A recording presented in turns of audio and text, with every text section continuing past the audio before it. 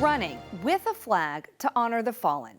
What started as a spur-of-the-moment idea is now Flags for Fallen, an organization touching hundreds of families across 42 states and 3 countries. The Portland, Indiana veteran behind it started it all in Fort Wayne.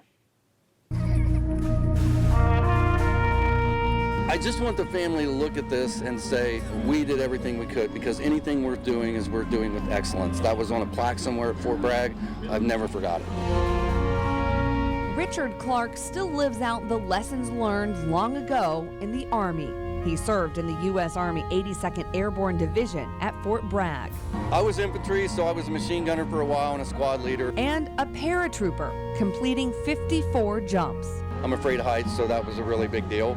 Clark is also a runner. In 2012, he signed up for the Fort for Fitness Half Marathon in Fort Wayne. I decided the night before to buy a flag, wrapped it up, and I put a black towel around it to signify mourning. I thought that was what I should do, because I was thinking Iraq and Afghanistan. In the final stretch, he ran through Parkview Field and across the finish line with the flag flying high above his head. I had no idea what to do when I got finished.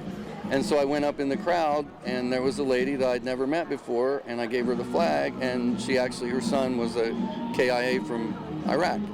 And so I started doing that at all my races. I would just pick a stranger and give it to him, and it felt great, but it kind of felt hollow, and I didn't know what to do with it. And then it just dawned on me one day to reach out to a family and carry the flag for that family member. Next thing you know, I had other runners want to get involved. 510 flags, 42 states, and 3 countries later, Flags for Fallen is giving families a new memory of their lost loved one.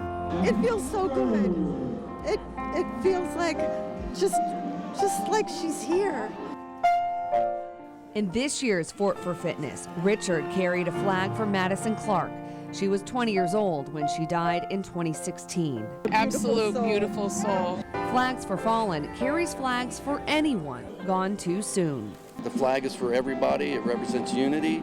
So we offer this for everybody. 17 runners carried flags to honor 21 people in this year's races, each one with a folding ceremony and often a presentation to family just past the finish line. He was something special. We miss him.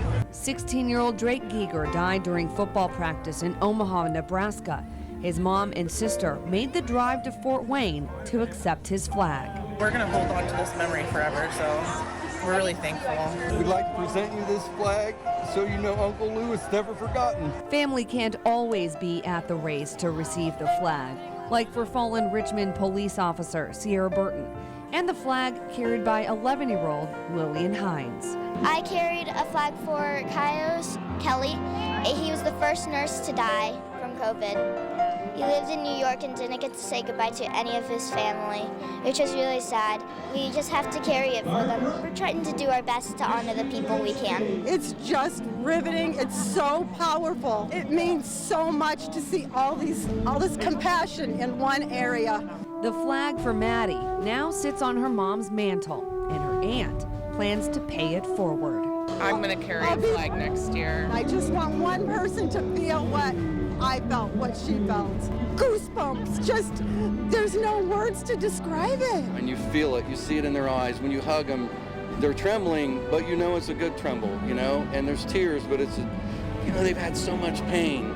And now they have some joy. Maybe it's for a day, but they're gonna have that flag, they're gonna have the pictures, so they can look at it anytime they want and bring themselves right back to this moment. We're trying to give one of our days of our life and dedicate it to them, so their memories just never die. Never forget this.